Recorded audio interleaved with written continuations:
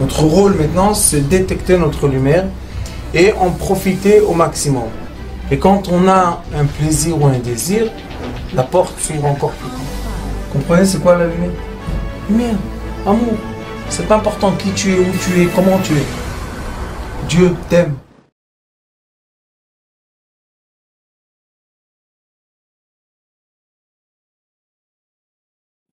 Bonjour à tout le monde, comment allez-vous? Que vous ayez une très belle Shabbat et fin de semaine. On reprend, comme on a dit, le cours précédent parce que ce sont des informations qui sont très très importantes et c'est dommage de passer trop vite d'une information à l'autre. Il est écrit ici comme ça. On est en train de parler, si vous vous rappelez, de la transmission de la lumière du corps éthérique, ça veut dire de l'être spirituel, au corps physique, à l'être matériel. Et maintenant, il pose une question, ou bien il dit une évidence, Rabbi Chaim Vital, il dit,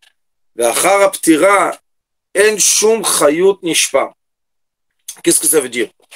Ça veut dire que, juste en traduction, c'est, et après le décès, En shum chayut nishpa, aucune vitalité se découle sur ce corps. Maintenant, il faut comprendre, puisqu'on a parlé de la vitalité infinie qui commence de l'âme, de la source des âmes, qui est une vitalité divine complètement, qui est une partie de la lumière infinie divine, et cette lumière, tout doucement, étape après étape, se ralentit et se dévoile. Donc, on a des dévoilements de la lumière grâce au ralenti de la lumière. Comment la lumière ralentit? Il est écrit que chaque fois qu'elle passe une paroi, mechitza, chaque fois qu'elle passe une paroi, c'est comme dans ce monde, vous voyez les rayons de lumière passer par exemple par l'atmosphère. Qu'est-ce qui se passe quand les rayons de lumière passent dans l'atmosphère? Ils se cassent, il y a une cassure de la lumière, du rayon de la lumière, et c'est comme ça que chaque fois qu'il y a une cassure, le rayon n'est pas droit, mais il est un peu en diagonale, le rayon va se diviser en deux forces, verticale et horizontale, et c'est comme ça que nous avons l'affaiblissement des rayons de lumière. On peut comprendre comme ça pourquoi le soleil ne brûle pas la terre et pourquoi quand on regarde un poisson dans l'eau, on pense qu'il est dans un certain endroit, mais en vrai, il est un peu en décalage parce que la lumière se casse quand elle rentre dans l'eau et le reflet qu'on a du positionnement du poisson est un reflet avec un décalage. Tout le monde le sait, c'est quelque chose de connu, on étudie ça en physique de l'optique. Donc, sur le même principe, dit Rabbi Chaim Vital, et aussi le Ari Akadosh, surtout son maître, dit dans Etz Chaim, que la lumière, elle va se découler de l'infini vers nous, mais par des passages. Elle va passer comme des atmosphères que nous avons dans la Terre, et chaque fois, elle va se ralentir et se refroidir. Elle va ralentir, elle va refroidir, elle va ralentir, elle va refroidir, jusqu'au moment que nous avons, pendant 40 jours, il est écrit que 40 jours avant que les parents soient ensemble pour qu'un bébé soit confus, 40 jours avant, nous avons déjà la présence de cette lumière entre ces deux personnes. Et cette lumière a une force d'attraction et c'est elle qui va emmener les parents sans qu'ils savent toujours pourquoi. Parce que des fois, on a des réveils de volonté d'intimité, on ne sait pas du tout pourquoi, c'est pas quelque chose de réfléchi. Et tout d'un coup, on a l'envie d'être ensemble. Cette envie d'être ensemble est la raison et le pourquoi que l'âme de l'enfant l'âme qui va se dévoiler dans ce corps physique est déjà présente, est déjà ralentie. Pour être capable, il faut bien comprendre, de pénétrer l'ovule et le spermatozoïde qui se sont rencontrés et commencer un battement. Le battement d'une cellule vivante, que cette cellule vivante, comme vous savez très bien, ça lui prend 40 jours de passer des ovaires, je crois, et passer par les trompes, passer dans le tuyau de l'utérus, et après, au 14e jour, s'implanter, le placenta s'implante dans la paroi de l'utérus, mais nous avons déjà une cellule qui s'est développée 14 jours. Qui et comment et pourquoi cette fois-ci nous avons un développement d'un enfant et pourquoi les autres fois qu'on est ensemble, à part quand une femme est enceinte, pourquoi nous n'avons pas chaque fois un développement d'un enfant? La réponse est très simple. L'enfant ne peut pas vivre, ne peut pas exister, ne peut pas naître, ne peut pas être là, vivant avec nous un organe, un organisme qui respire par lui-même, si nous n'avons pas une présence de lumière qui est la raison de sa création et sera aussi la raison de son décès. Cette lumière-là est venue 40 jours avant que l'enfant soit confus, et les sages nous disent que 40 jours avant qu'une personne part de ce monde, je ne parle pas d'accident ou de perte soudainement, oui, mais je parle d'un décès normal. 40 jours avant qu'on est décédé, il est écrit que l'âme, pas l'esprit et pas la vitalité, l'âme même quitte la personne. Et c'est pour ça que on va voir, il y en a qui peuvent voir, qu'il y a un manque de lumière sur le visage de la personne. Et il y en a même qui disent, et ça arrive des fois, j'ai pas vu ça beaucoup, mais des fois on voit ça, on dit que la personne n'a plus d'ombre. C'est-à-dire que la personne va marcher et on va plus voir l'ombre par terre. Et j'ai déjà vu une chose comme ça. Et cette personne-là, ça veut dire que c'est fini. Son âme, comme elle est venue 40 jours avant qu'il soit confus, elle part 40 jours avant qu'il soit décédé. Et il n'a plus d'ombre, il n'a plus de lumière. Il parle, il vit, mais c'est le commencement de la fin. Pourquoi il y a un processus? Parce que sinon, quand c'est une mort par tragédie, par accident, c'est la mort soudainement, eh ben, ça laisse une empreinte très violente dans ce monde. Il y a une empreinte violente, et c'est une empreinte qui reste chez les proches, c'est une empreinte qui reste, et je pense que vous connaissez tous ce phénomène, dans l'endroit du décès, dans l'endroit de l'accident.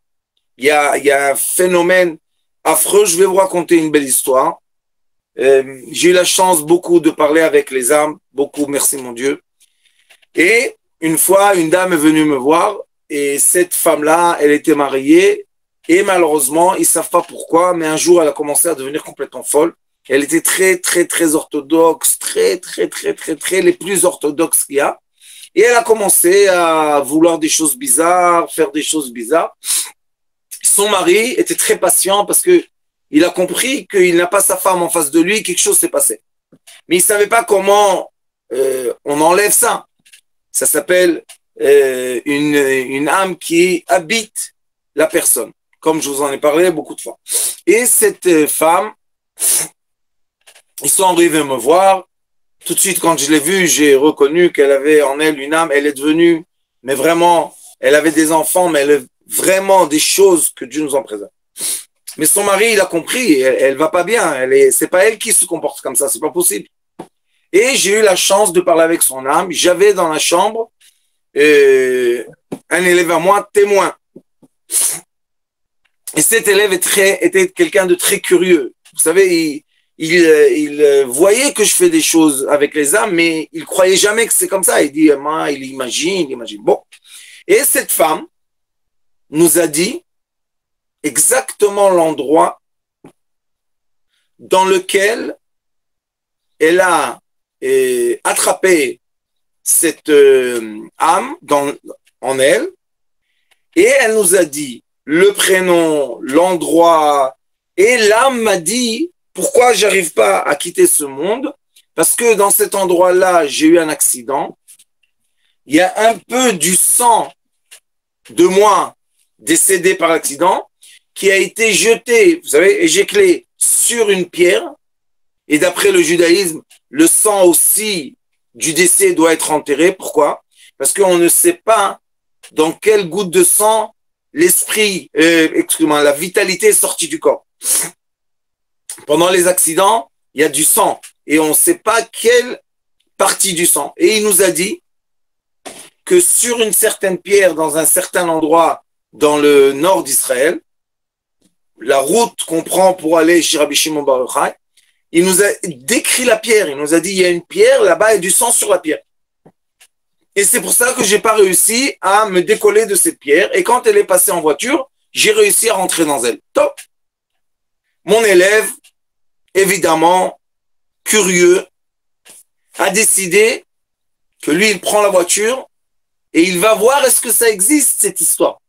Mais comme le monsieur qui était dans cette femme a décrit tellement bien l'endroit que mon élève, le lendemain matin, a pris la route et il travaillait dans une organisation qu'on sauve la vie des gens, bon, et il a vu sur la pierre le sang.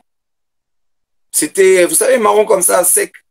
Il a gratté tout ça, il a mis dans une chose, il a enterré dans la terre, paix à son âme, c'est fini. Et il est revenu me voir. Et il m'a dit, Rav, c'est vrai ce que tu dis. J'ai dit, pourquoi que je mente? Qu'est-ce que j'ai rien à faire, perdre mon temps à mentir? Il m'a dit, non, tu comprends pas, j'y étais. J'ai dit, alors? Il m'a dit, eh ben oui, c'est vrai, il y avait du sang sur une pierre. Et qu'est-ce que tu as fait? Il a dit, je l'ai gratté de la pierre et je l'ai enterré. J'ai dit, kol la kavod. Et après, la dame, elle est revenue me voir, 2 nuits après ou 3 nuits après, et cette âme a accepté, grâce à mon élève qui a accepté, il ne savait pas, mais il a enterré le sang, cette âme a accepté de quitter ce monde. Baruch Hashem, elle a quitté cette dame, et tout d'un coup, de façon vraiment radicale, du jour au lendemain, elle voulait plus faire des bêtises, elle est redevenue une femme gentille, elle voulait plus vraiment, elle faisait des choses que tu nous en préserves. Mais elle s'est arrêtée. Et elle est redevenue normale, Baruch Hashem. Après, elle a eu encore des enfants, et j'ai eu des nouvelles il y a quelques années que tout va bien et la famille va bien, merci mon Dieu. Donc vous voyez, par cette histoire, que pendant un accident, nous avons beaucoup de fois du sang qui coule. Et dans ce sang-là, dans une partie du sang, il y a l'existence vitale. Et on ne sait pas quelle goutte de sang la vitalité est partie avec. On ne sait pas. Je parle de vitalité, je ne parle pas de l'âme.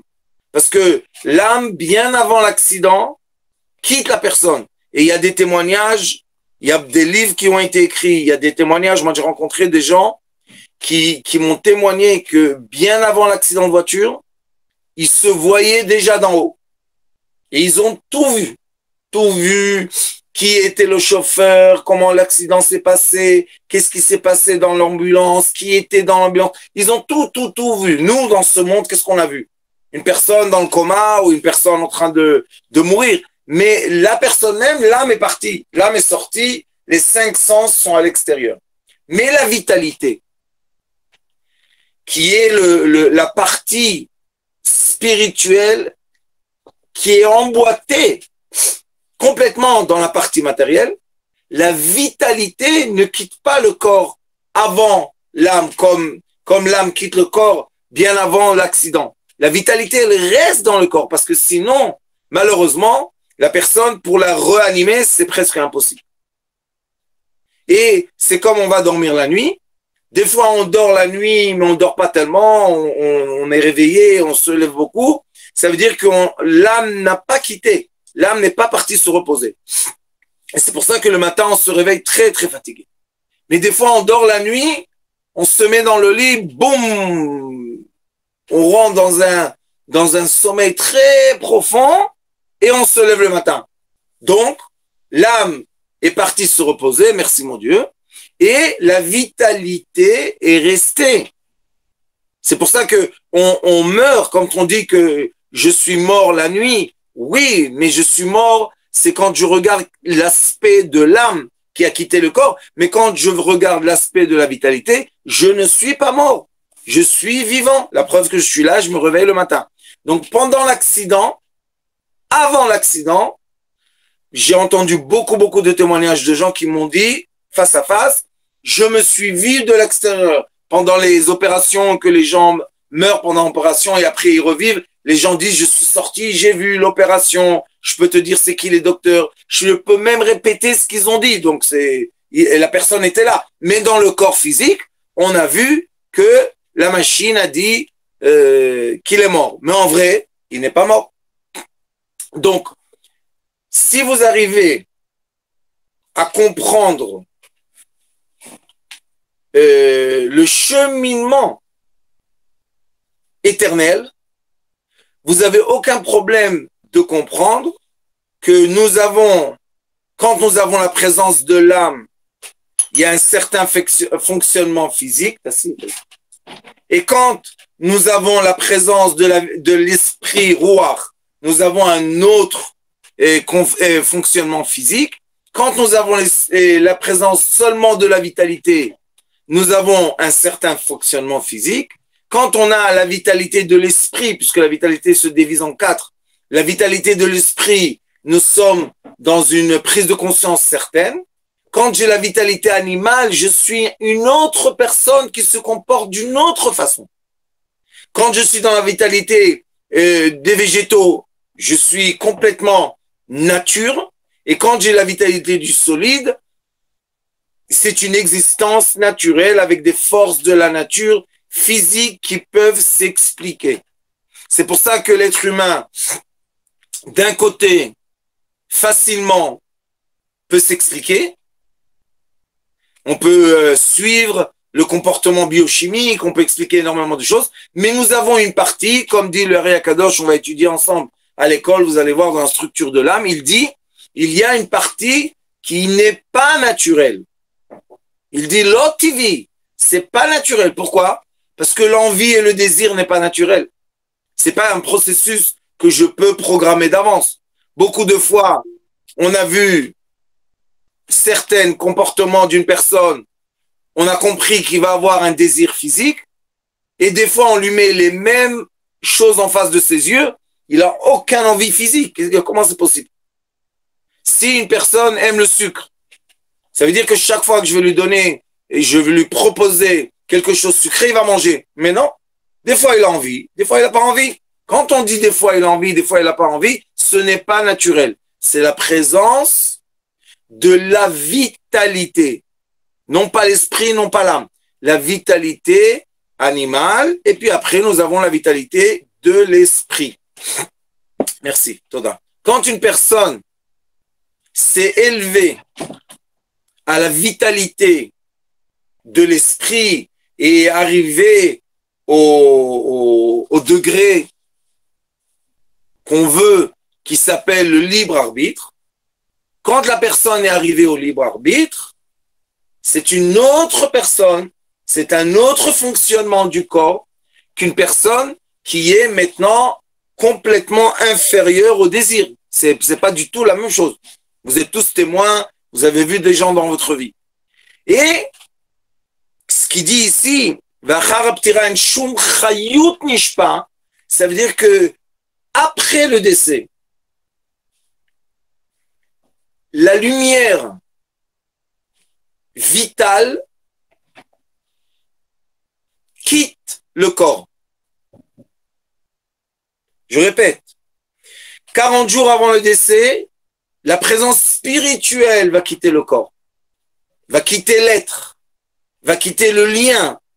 C'est pour ça qu'il y a des gens pieux qui savent qu'ils vont partir. J'ai eu la chance, Bémet, mon maître, Maorenenu, Morichaim Ben Yosef Ranzatzukal, il m'a appelé à la fin de Elul pour me prévenir qu'il allait partir. Il m'a demandé de le photographier avec mes enfants. On a même une photo et on voit dans la photo qu'il est complètement serein, complètement. Il m'a demandé d'appeler le Rav Klein pour lui dire qu'il s'en va. C'était vraiment, il m'a préparé à son départ. Mais moi, comme chacun qui aime son proche, surtout son maître, il dit bon, mais on peut pas y croire. On veut pas y croire. Mais lui, il a fait la préparation. Et 1 mois et demi après, il est parti. Kafret Cheshvan, il est parti. Baruch Hashem, paix à son âme. Et merci mon Dieu qu'il était là. Et il est là, présent avec nous, tout le temps, par son âme, par sa lumière, pour me rentrer dans la tête de ce bourricot, de rentrer les informations droites et vraies, et qu'on les retrouve dans les écrits. On a tous les supports pour faire quoi? Pour continuer une descendance d'alignement, de lumière qui passe à travers les générations. Vous devez comprendre que quand on est ensemble dans des cours de ce niveau-là et de ce sujet-là, des âmes et de la vie et du décès, on est un anneau dans la chaîne éternelle de la lumière. C'est un grand cadeau. C'est pas donné à tout le monde. On a eu la chance, vraiment, c'est une chance.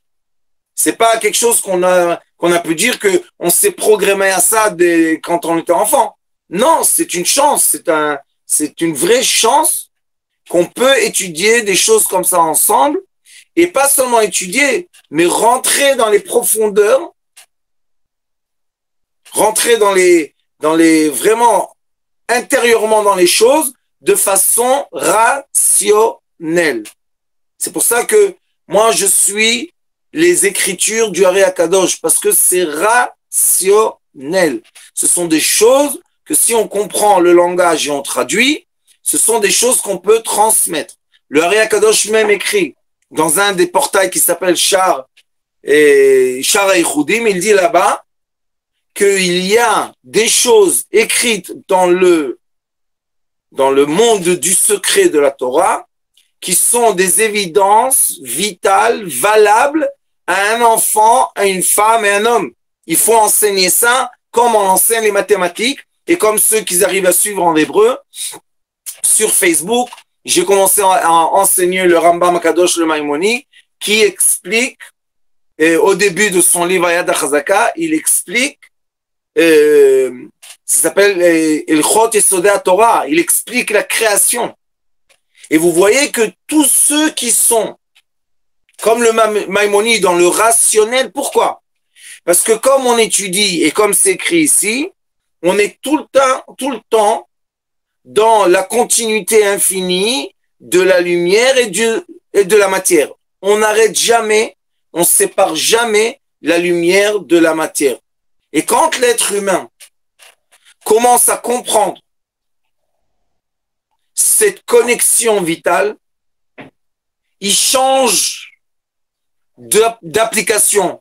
Il change dans la tête l'application. L'application ancienne, que je suis une erreur, qu'on ne m'a pas voulu, que j'ai été fait par force, que de toute manière ma vie c'est un cauchemar. Ça c'est parce qu'il ne sait pas, le pauvre, ou elle ne sait pas, ou ils ne savent pas, qui sont une continuité vitale de l'âme. Et l'âme est une continuité vitale de la lumière de l'infini. C'est obligatoire d'expliquer ça aux gens.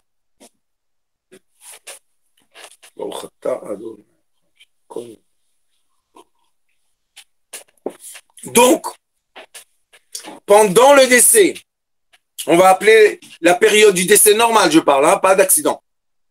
Dans la période du décès, nous avons un processus lent qui permet à l'être humain serein, à l'âge qu'il faut, permet de ressentir. Il va pas le dire à haute voix, à voix haute, sauf si c'est quelqu'un de pieux qui va dire ça à son élève ou à ses enfants proches. Mais il a le ressenti qui commence à partir.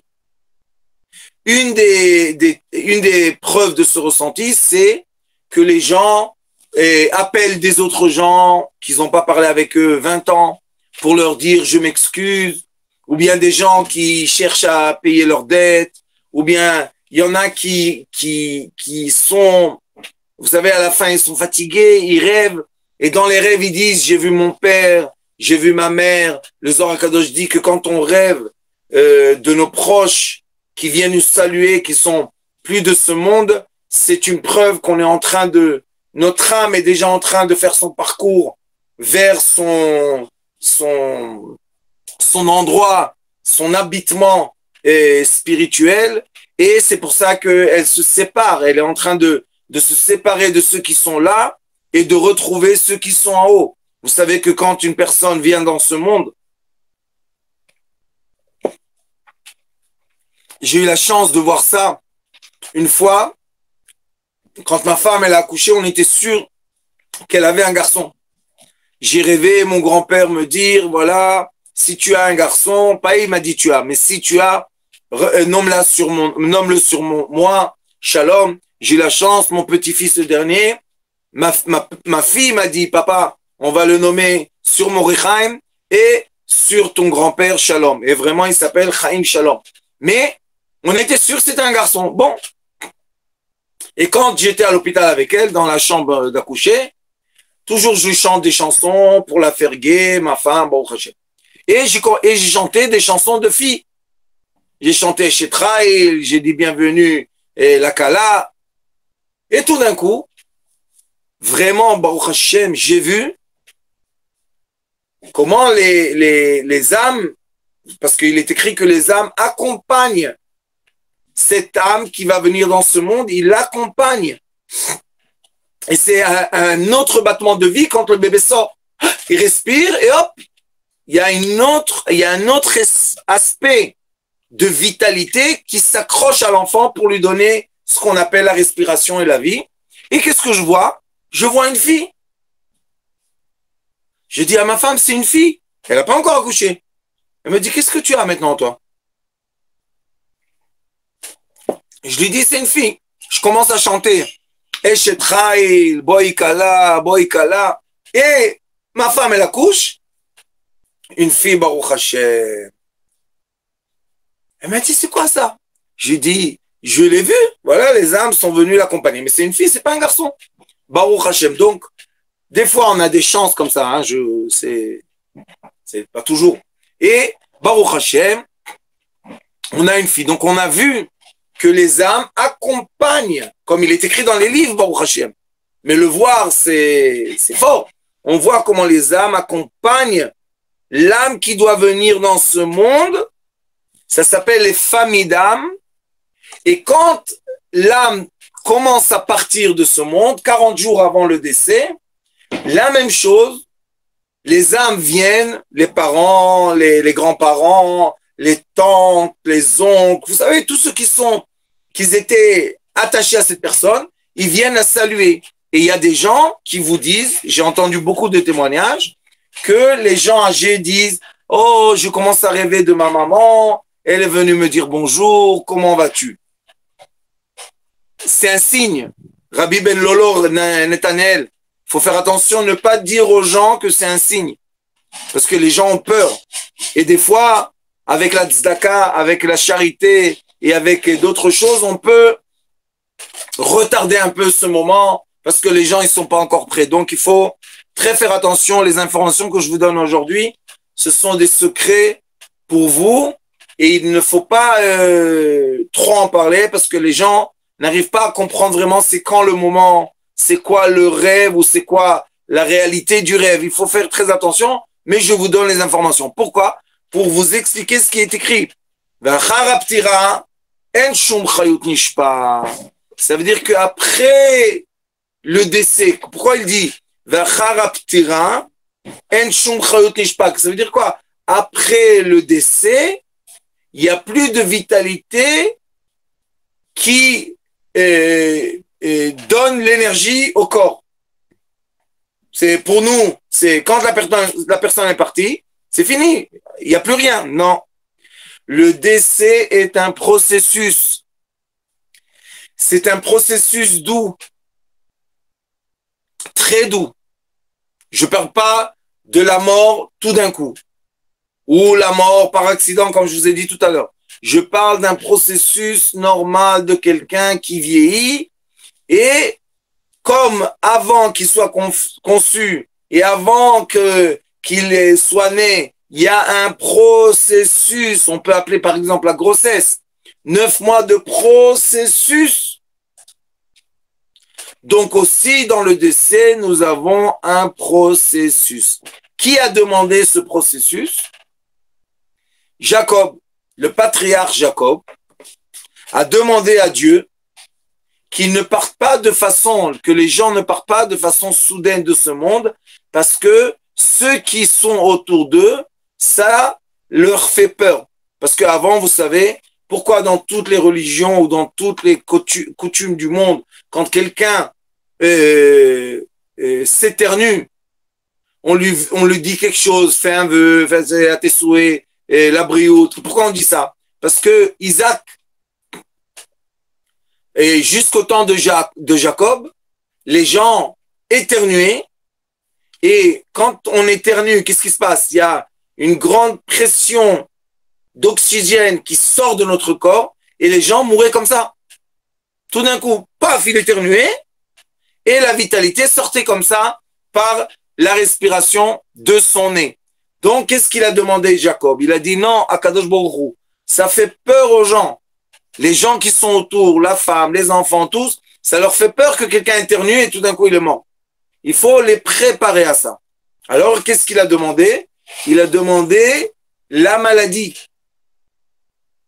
Il a dit qu'une personne, avant de partir, qu'elle soit faible, qu'elle soit malade, que les gens sentent autour d'elle qu'elle est en train de quitter ce monde, que ça soit un processus, qu'on puisse, par exemple, dire au revoir, qu'on puisse demander pardon, paix à son âme. On a eu le décès d'un grand ami, Rabbi David Hajjaj, et ils les ont appelés à l'hôpital et ils lui ont fait malheureusement la mort artificielle, ils lui ont injecté la morphine, mais il avait du temps, ils leur ont donné 5 heures. Vous savez qu'est-ce que c'est bizarre avec cette mort-là de morphine? Ils savent exactement le temps. Les docteurs l'ont dit à sa femme. Viens, il a 5 heures pour vivre. Comment vous êtes un docteur, vous dites le temps? Parce qu'ils savent combien de temps ça prend, la quantité de morphine qu'ils donnent, qui va affaiblir la diaphragme, et cette personne, elle va mourir malheureusement, pas de façon naturelle. Mais ils sont partis, ils m'ont appelé de l'hôpital, qu'est-ce qu'on doit faire? Je leur ai dit une chose. Demander pardon, pardonner et aimer. 3 choses. La première, quand on vient voir quelqu'un qui est en train de partir, il faut le demander pardon si on lui a fait du mal. Pourquoi? Que il ne reste pas des liens compliqués, parce qu'après la mort, les liens compliqués ne se décompliquent pas. Il y a j'ai eu beaucoup de témoignages de complications qu'on devait arranger dans ce monde pour que cette personne, cette âme-là, puisse complètement se détacher. Et après, nous-mêmes, on doit pardonner la personne. Si elle a fait quelque chose, lui dire pardon. Et comme je vous ai dit, faites-moi plaisir, répétez tous les soirs avant que vous dormez. Que personne soit puni, ni dans ce monde, ni dans le monde prochain, à cause de nous. C'est pas qu'on fait plaisir à la personne qui nous a fait du mal. On se fait plaisir à soi-même. Écoutez-moi bien. Parce que tant qu'on ne pardonne pas, on est lié. Il y a une liaison qui doit se défaire. Et quand on n'est plus de ce monde, les façons spirituelles, comment on va démêler les problèmes de ce monde, c'est très compliqué et ça prend énormément d'énergie. Et la troisième chose qu'il faut faire, c'est créer un cheminement d'amour. La personne doit ressentir qu'elle est aimée. Quand elle est aimée, on crée vraiment un cheminement très propre, très clair de lumière qui permet à cette personne de partir de ce monde, comme on dit, paix à son âme. Partir de ce monde en paix, sans bagarre, sans rancune, sans dette, sans haine, rien du tout. Et quand on comprend ce processus, c'est vrai qu'on est triste du décès d'une personne, mais d'un autre côté, on est content pour elle, on est content pour la personne, qu'elle a accompli sa mission et avec l'aide de Dieu, paix à son âme, qu'elle se repose en paix. On dit même en français, qu'elle se repose en paix. En hébreu on dit Shetanu arbe shalom, qu'elle puisse avoir un repos en paix en haut.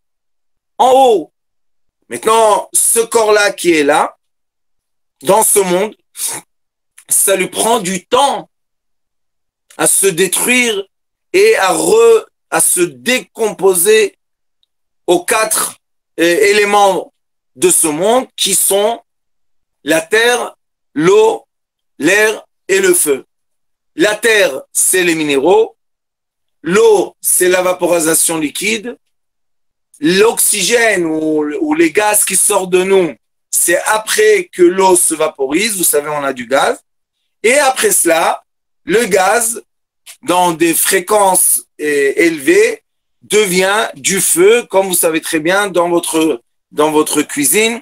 Vous allumez, vous ouvrez le tuyau de gaz, vous prenez l'allumette, hop, il y a du feu. Donc le gaz devient du feu.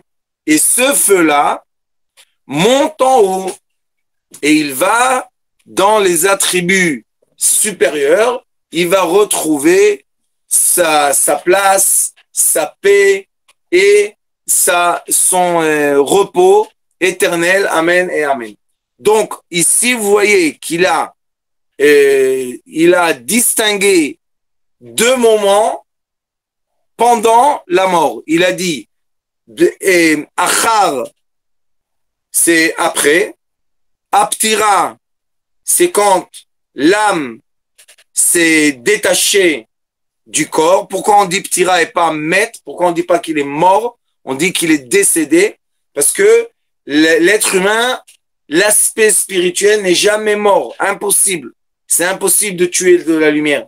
Parce que la lumière est éternelle et personne ne peut tuer l'éternel. Ce sont des illusions pour faire peur aux gens. Mais impossible, impossible, impossible. Même le Zohar Kadosh explique, quand on dit en hébreu karet, il y a une expression talmudique ou bien juive qui dit, il y a le karet, cette âme a été complètement détachée de la source éternelle. Le Zohar Kadosh, il dit, comment c'est possible par un fait de l'être humain terrestre de se détacher complètement de la source vitale. Il dit, c'est pas possible, l'être humain serait mort sur place. Il dit, c'est quoi karet? Karet, c'est quand une personne est rentrée dans un tunnel obscur. Donc, elle a la sensation qu'il n'y a plus de lumière, mais il va se repentir, s'il va faire tchouva, sur un moment, le hey, le chet, comme je vous ai expliqué, le chet qui est la punition, qui est complètement fermée, devient un hey, la lettre hey, qui a une porte ouverte. Donc la personne peut s'élever de l'obscurité à la lumière. C'est pour ça que si on comprend vraiment l'étude des âmes, on sait très très bien que c'est impossible de tuer une âme. Et c'est pour ça que le Talmud, il y a un débat dans le Talmud, quand on voit quelqu'un courir après quelqu'un d'autre, et il rentre dans une maison, l'autre il a un couteau dans la main et l'autre se sauve de lui, il rentre dans la maison et il y a seulement celui avec le couteau avec du sang qui sort. La question est, est-ce qu'on peut le juger qu'il a tué la personne ou pas? Logiquement, d'après ce que les gens se font des feuilletons dans la tête, oui, puisqu'il a le couteau dans la main et du sang. Et l'autre personne est morte. Mais la Torah, elle dit, s'il n'y a pas deux témoins qui ont vu, c'est pas sûr qu'il a tué. Peut-être l'autre dans la maison, il a attaqué et lui, il s'est défendu. On ne sait pas qu'est-ce qui s'est passé vraiment. Mais, qui est sûr, Rabbi Akiva, il dit, En nefesh yichola litol nefesh. Une personne ne peut pas tuer un autre. La preuve que des fois, il y a des coups de couteau et la personne n'est pas morte. Et des fois, il y a une gifle et la personne est morte. Donc, quoi, elle est morte de quoi? Quand elle est morte, je vous ai dit encore une fois, c'est la vitalité qui quitte le corps. Donc après, le corps est mort, oui.